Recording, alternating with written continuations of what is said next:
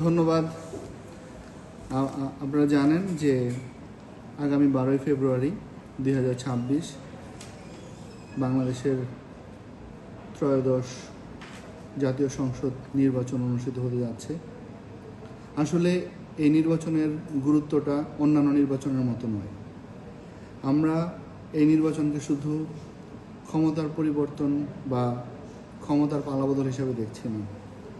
আমরা মনে করি যে এই নির্বাচন হচ্ছে আগামী বাংলাদেশের একটি রূপরেখা।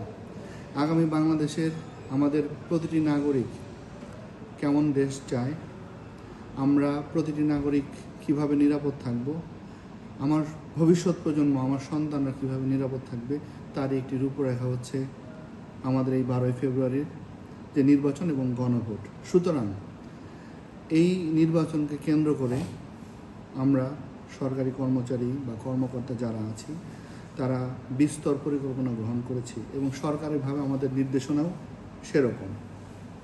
আপনারা জানেন এই বছর নির্বাচনকে একটি গ্রহণযোগ্য এবং শুধু গ্রহণযোগ্য না, আন্তর্জাতিকভাবে গ্রহণযোগ্য এবং উৎসব মুখর পরিবেশে করার জন্য সরকার ইতিমধ্যে বিভিন্ন ধরনের পদক্ষেপ গ্রহণ করেছে। এর মধ্যে এবার আপনারা দেখেছেন যে একগুচ্ছ নবীন মেধাবী কর্মকর্তাকে এই নির্বাচনের দায়িত্ব পালনের জন্য নিয়ে এসেছে। আমরা আমাদের যত নবীন কর্মকর্তা যারা এসেছে তাদের সকলকেই আমাদের এই আচরণ বিধিমালার উপরে তাদেরকে আমরা প্রশিক্ষণ ইতিমধ্যে দিয়েছি, যারা যারা নির্বাচনের দায়িত্ব পালন করবেন।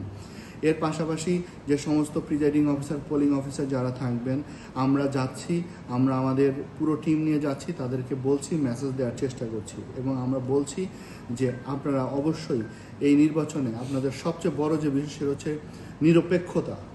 আপনি কর্মকর্তা হিসাবে, কর্মচারী হিসাবে নিরপেক্ষতা এবং জনগণের আস্থা এটি ফিরিয়ে আনতে হবে। আমরা সেই দিকে গুরুত্ব দিচ্ছি।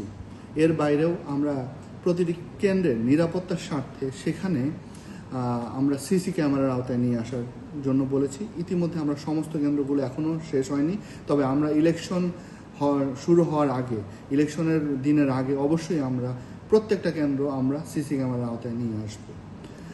এর পাশাপাশি আমাদের গোয়েন্দা সংস্থাগুলো কাজ করছে। আমরা আমাদের এখানে আপনি জানেন যে বাংলাদেশ আর্মি, নেভি, কোস্টগার্ড এবং র্যাব, বিজিবি এবং বাংলাদেশ পুলিশ বাহিনী আমরা কোর কমিটির মিটিংয়ে সিদ্ধান্ত নিয়েছি। ইতিমধ্যেই আমাদের যৌথ যে অভিযান ডেভিল হান্ট 2 শুরু হয়েছে এবং বেশ কিছু অস্ত্র উদ্ধার হয়েছে, এটি একটি বড় চ্যালেঞ্জ। এছাড়াও অন্যান্য যে চ্যালেঞ্জগুলো আছে সেগুলোকেও আমরা প্রায়োরিটি দিয়ে আমরা আমাদের মতো কাজ করে যাচ্ছি। আমি প্রত্যাশা করি আমাদের যে কাঙ্ক্ষিত যে ইলেকশন, যেটি জাতি প্রত্যাশা করে, সেটি দিতে আমরা সক্ষম হব।